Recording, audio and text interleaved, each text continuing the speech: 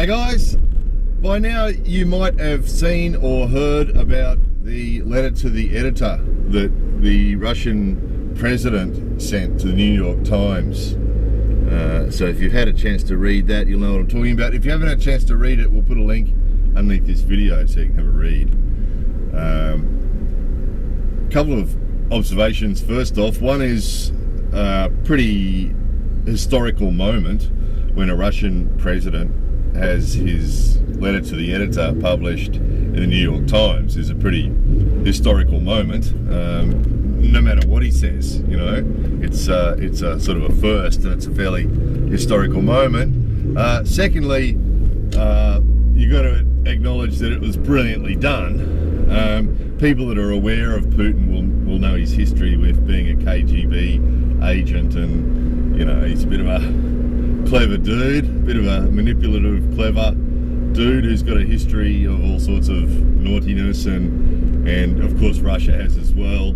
So a lot of what was in that letter was actually pretty hypocritical, because you know, Russia's history with has a history with Afghanistan as well, and you know, so a lot of it was hypocrisy. But credit where it's due, it was brilliant. It was a brilliant idea to do it, and you know, politically, it was a brilliant idea to do it, and it was brilliantly written and really well done. And no doubt he's picked up some support or some admiration from some people from it, because it was a piece of political genius, really. It was really well done. Really what Obama should be doing right now is Obama should have his best people working on a brilliant letter to the editor that they can send to some Russian newspapers, because if this is a game of chess, you know, it would be the obvious thing to do. And the other thing is that Putin couldn't interfere, because now the whole world is watching. The whole world saw his letter to the editor, so if Obama was to write one for Russian newspapers, Putin would have to let it go through. He couldn't mess with it, so that would be the smartest thing for Obama to do. But the topic of this video was to just jump on something that Putin said that a lot of people have jumped on, and he made a dig at a comment that Obama had said in a previous speech. I think it was a address to the nation thing, where he'd said something about America being exceptional, and Putin jumped on that and had a dig at it and said that, you know, any country that thinks it's exceptional is going to make problems or something. And a lot of people have jumped on that and either said Putin's right, that's true, or some Americans have taken offence to it and said, you know, criticised it. But I think the reason it's got that particular phrase has got such a big reaction is I think it is central to a lot of the problems that America, the US, is having on the world stage at the moment. Now, there's no point in debating what Putin meant by the word, but it's interesting to watch how other people are interpreting the word. And I think that either way you interpret it, so if we interpret exceptional as meaning to take exception to something, or we can take exceptional to mean better than everything else, you know, he is an exceptional person or something. But I think the way it's been interpreted by people or responded to by people is what is the topic of this video. So I don't want to get into a big debate about what Putin meant, because who knows. Putin's English isn't real good, so someone else has written that stuff. He's written some Russian word, right? So his people have written that speech. So there's no real point in getting into a big debate about what they meant. The point of this video is, I think that you'll notice, or that I've noticed, that central to a lot of the problems the US is having outside the borders, internationally, is central to that point, is that thinking that a country is better than other countries, or that a group of people are better than other people, seems to be central to that point. So, or the exception thing. So for example, frequently, and this is why a lot of people accuse the US of hypocrisy, is that frequently the US tells other countries that they can't do things that the US is doing. So there's a lot of examples of that, particularly, you know, weapons and things like that. You know, you can't have nuclear weapons. We do, but you can't. And I think it's that sort of thing that is causing a lot of the problems the US is having with people. That's what a lot of people around the world are objecting to. Now, the previous video on this channel, we asked about the which country, you know, which country do you dislike or whatever. Now, there's a few reasons for that. One was to first of all make the point that we all have a right to have opinions and express thoughts on other countries and what we think of them. Now, we see this on our Japan channel all the time. People come on there and say, geez, that really sucks that Japanese people discriminate against people because they're foreign, or discriminate against them because they've got tattoos, or because the Japanese, it's bad that Japan has so many rules at the water parks, or that sucks that this, that sucks that sucks. People freely express their opinion about Japan every day on our Japan channel, and nobody accuses them of being anti-Japan, okay? And we've made videos criticising Japan as well. No one's accused us of being anti-Japan. We've made videos on this channel critical of Australia. Nobody's accused us of being anti-Australian. So there was 200 odd comments on that last video, on the which country video, criticising countries all around the world. All sorts of people had different opinions on different countries all around the world and freely criticised them and said whatever they thought about them. Nobody accused anybody of being anti-anything, right? Only one dude popped up and said, I hope this doesn't turn into an anti-America, an anti-US topic, right? And I think that here's the exception thing again, is that people around the world feel free to criticise other countries. America in particular feels free to criticise anybody and everybody, and if they feel strongly enough about it, they'll go drop some bombs on them, right? But to then say that nobody's allowed to criticise America, and I think, I mean, of course we are, because of course we must publicly uphold the right to free speech, but the truth is that anybody that does say anything critical of America gets labelled anti-American, or I think it comes back, remember George Bush said, you're either with us or you're with the terrorists, right? And I think there's an underlying feeling of that all the time with America, is that you're either with us or you're against it. And there's a lot of that in history. You know, the French, I can't remember when it was now, but there's one thing where the America needed support of all the other countries and the French refused to support them. Might have been Iraq. And after that, the American people were really pissed off with the French people because the French people had an opinion. You know, and it's sort of an all or nothing thing. That's sort of what it's like. If you can criticise any country in the world, but if you make any critical comment at all about America, you get called anti-American for some strange reason. You don't get called anti-Australian or anti-Japanese or anti-anything else. But if you say any negative comment, there's always one person who pops up and says you're anti-American. You know, and they say that to Americans as well. You're not patriotic. If some American person stands up and says, I'm not happy that our country's doing that, they get labelled not patriotic or anti-American or something, which is ridiculous. It's just ridiculous, you know? So again, I think that's the exception thing. That's saying that you can criticise any country in the world that you want and nobody will complain about that, but if you criticise America, you know, America is the exception. You can't criticise America. And I think a lot of people object to that, particularly when the US is a country that is really, really active around the world doing all sorts of stuff, good and bad. And I think that when you step outside your borders and go off and do stuff around the world like that, that criticism is it's right. It's right that criticism come from different people, that people have a right to criticise. Of course they have a right to criticise as soon as you step outside your country.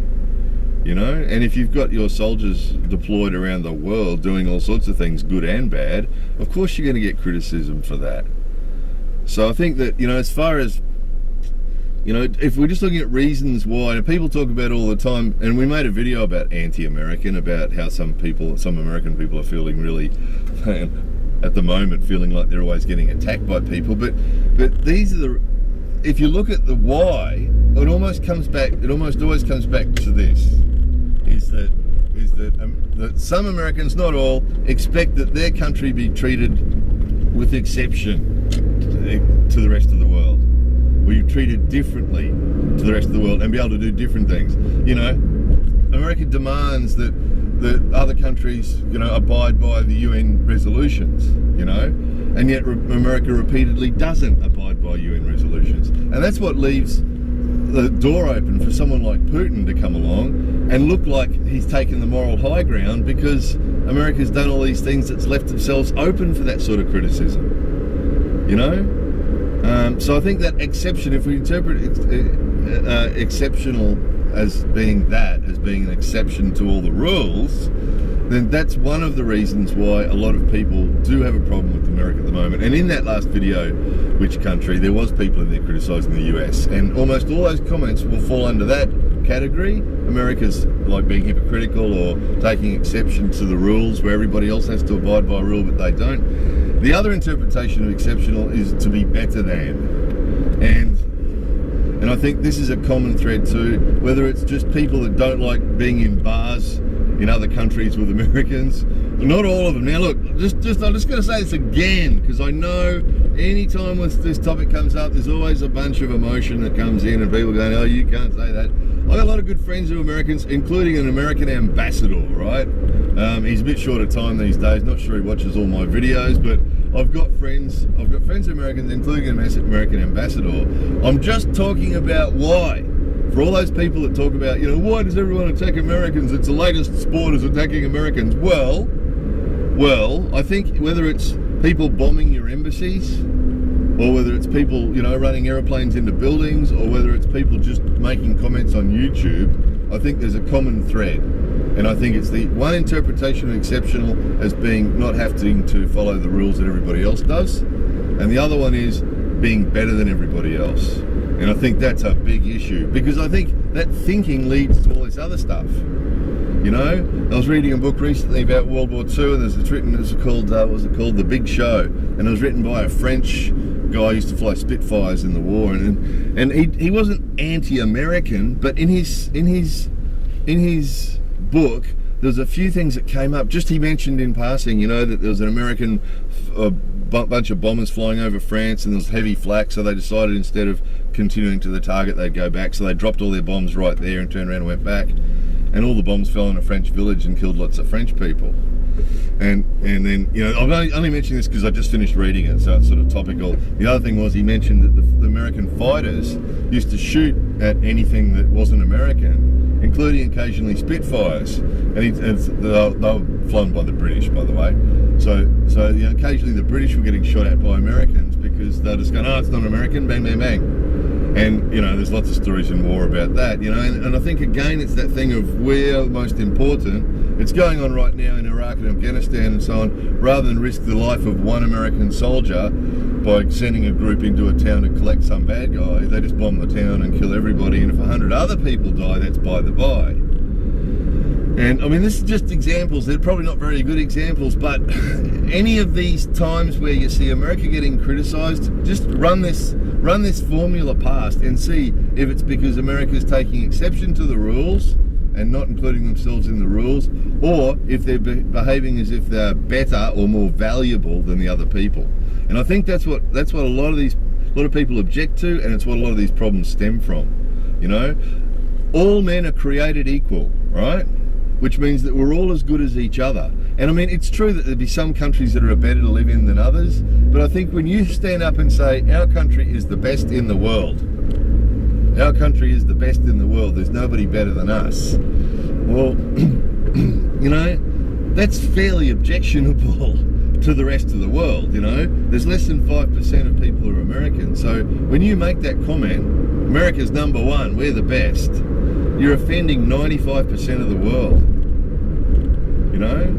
I think if you stand up and say, I love my country, I love my country and there's nowhere I would rather live, I think if you say that, you will get respect from other people, because I think that's fantastic. That's fantastic. That's really good. I admire your patriotism and how much you love your country. That's fantastic. Nobody will take exception to that.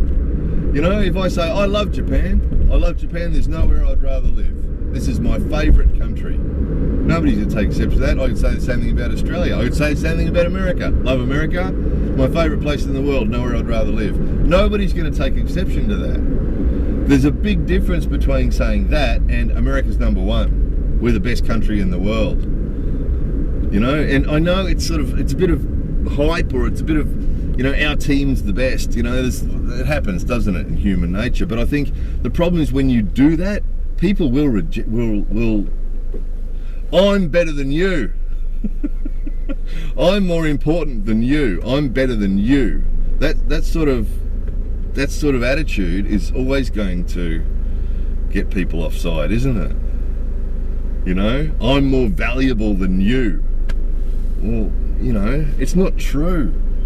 We've had a series of videos. We had another one on this channel, what's the best country in the world? Now, that's an old video, and that was made with this in mind. There was no comment about any country in particular in our video. We listed some things about which countries, but that video, if you find it on our channel, which country is the best country in the world, you'll see there's statistics on there, but there's also comments from people on there, and you know, there's no best country. So different people stood up and said USA, and other people stood up and said Germany, France, Finland, Australia, you know, Japan. Different people stood up and said different countries, but the most accurate comments on that video were the people who said it's a stupid question. You know, because my question was, what's the best country in the world? And the best answers on there, or in my opinion, the smartest answers on there were the people that said, that's a stupid question, dude. It's objective, it's subjective, it depends on the individual. It's a stupid question, you know, and they were right. They were right. Knew that when I made the video. That was the point of the video. That was the point of the video, to illustrate that's the case. You know, and in fact, that last video about people talking about countries they don't like also illustrates the case. You know, okay, don't like America, well, you don't have to go there. I don't like Finland, I don't like Greece. I was quite amazed, actually, at the number of countries on there that people take exception to, that people don't like, you know. And that's the way, of course it is. And to some people, for sure, for some people who live in America, America's the best country in the world, no doubt about it. And that's fine that they feel that, but let's remember, that's their opinion and that's how they feel. You know, there'd be some people that would love to live in America, that live in some place now and they'd much prefer to live in America. Sure, absolutely. And then for them, their feeling is that for them, it's the best country in the world. And I think if you say that, it's a big difference. You know, I think there's a really big difference. For me, this is the best country in the world, and because it all depends on the individual. You know, there's no formula for this. You know, and we proved that in the which country is the best country in the world, because we looked at quality of life and cost of living and healthcare and economy and all the other stuff. And the bottom line is, guys, that if you put any sort of lifestyle or economic formula on it, there isn't. The only thing on that video that people came up with that America was best at was military. Had the strongest military. That's the only thing. So in that America is number one. America is number one only in the military. Because all the other stuff that are important to our lives, there's other countries that win. There's other countries that have better health care. There's other countries that have better quality of life. There's other countries that have better income. There's other you know, there's all different countries. Freedoms, you know, freedom of liberty, the leaders of the free world. Well, not really, because there's other countries that have more freedoms than Americans do, you know. So you know, again, I think the reason for making this video is I think it needs to be said and recognised and acknowledged that any country that does this is they're bringing themselves down, you know. And it's happened throughout history. The British did it. The British, you know, colonised the world, and it was convinced they were the best solution to everything. And let's make everybody civilised like us. You know, that sort of arrogance, and you know, the British Empire, and you know, that's sort of dwindled down to something small. You know, the Roman Empire did the same thing. We're the best. We'll make everything the best. And there was some stuff that the Roman Empire were good at. They had a strong military as well. You know, and they were good at infrastructure and things like that, no doubt about it, you know. But they're gone, aren't they? You know, having the strongest military in the world isn't going to be forever. That never lasts forever, that formula, you know. So just, guys, just keep an eye out when you do see criticisms, or if you see someone bomb an embassy, or if you see someone, you know, shoot some Americans, or somebody goes crazy and starts shooting everybody, or if you see some comments on YouTube, or next time you see some, you know, negative reaction to something US, just put this formula on it and see if that's what the cause is. You know, because I think it is. It seems to come back to this all the time. Is that you know, double standards. You know, anybody that drops a bomb in America is a terrorist, but any American unmanned bloody aircraft that drops a bomb on another country is fighting terrorism. Well, you know, it depends on your perspective. If it's your house that the bomb's been dropped on accidentally, you'd be considering it to be terrorism, not fighting terrorism, as far as you'd be concerned. And I think it comes back to this all the time. And unfortunately for our American friends, I know some of them in particular, when we've made videos like this in the past, have said, look, absolutely, this stuff drives me crazy. And I feel sorry for those people because, you know, they recently, the most recently elected president promised he was going to solve a lot of this international shit, and he hasn't done it. So I understand that those people must be very frustrated that, you know, they elected that guy in good faith, because he was, you know, some people, some of you guys watching this, I'm sure some of you guys watching this were expecting that Obama was going to resolve some of this international shit, and he hasn't. And for you guys, I feel sorry for you. You know, and that must be frustrating for the average American. And there was, in that last video, there was actually some Americans who were saying, if I've got to say there's a country I don't like, it's America, because I'm frustrated, and that's understandable. And there's nothing unpatriotic about those people. I understand it, because I feel the same about Australia. You know, I think Australia's a beautiful place. You know, barrier reef, and there's just endless beauty, rainforests, and, you know, I love Australia. It's a wonderful, wonderful country, you know, but the way it's being run, and the society itself, you know, Australian people too, wonderful people. I love the Australian people, but the government and the society, there's a lot of people that feel more comfortable separating the government from the people. I don't think you can.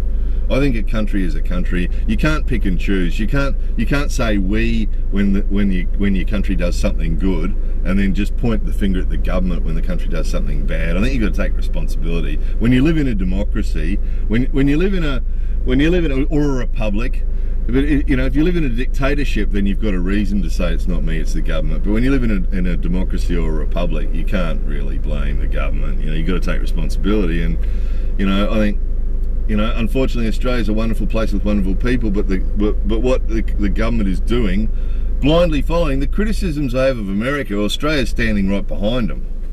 The only thing Australia doesn't do is Australia doesn't say we're the best country in the world. They don't do that.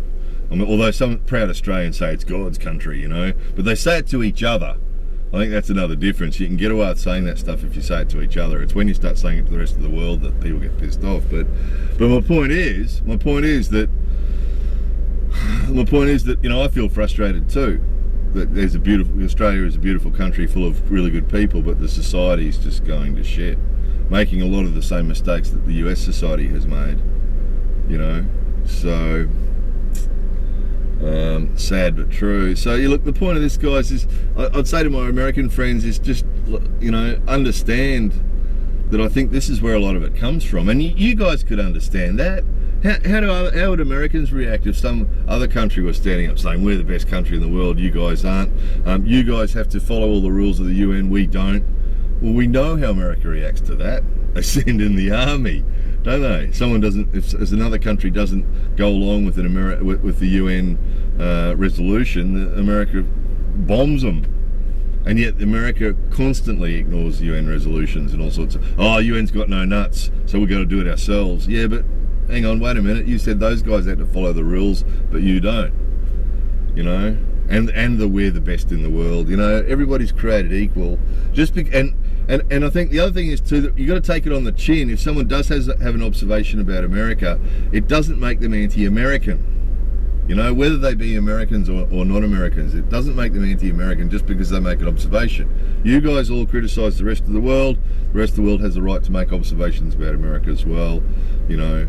and that you're with us or against us. There's a lot of stuff I absolutely love about America, and I'm sure lots of you guys feel the same. Lots of things I love about America: the best entertainment in the world, the best movies in the world, the best comedians in the world. You know, there's a lot of stuff about America. It's excellent. Some brilliant scientific research, all sorts of amazing, excellent things about America. I'm not anti-American. I'm anti-dropping bombs on people. I'm anti-arrogance. I'm anti-hypocrisy. I'm anti, people dying unnecessarily. Those are the things I'm anti. And I think if you really listen to people that are making criticisms, they'd be the same. They're anti those things. They're not anti a country. And again, on the last video, a lot of people made comment, how can you hate a country? Why would you hate a country? Exactly. Just because you criticise something about a country. I'm not anti-Australian. I don't hate Australia, but I just made a whole heap of criticisms of it. I'm not anti-Japan. I don't hate Japan. I love Japan. So we need to open our minds, relax a little bit. Jesus, Putin's kicking the shit out of you. It means you need to lift your game. If you give Putin the moral high ground, I hope Obama writes a really good letter. He really needs to write a good letter. I'm looking forward to seeing it. I'm sure he does. I'm sure he will. Anyway, something to think about. More videos coming soon.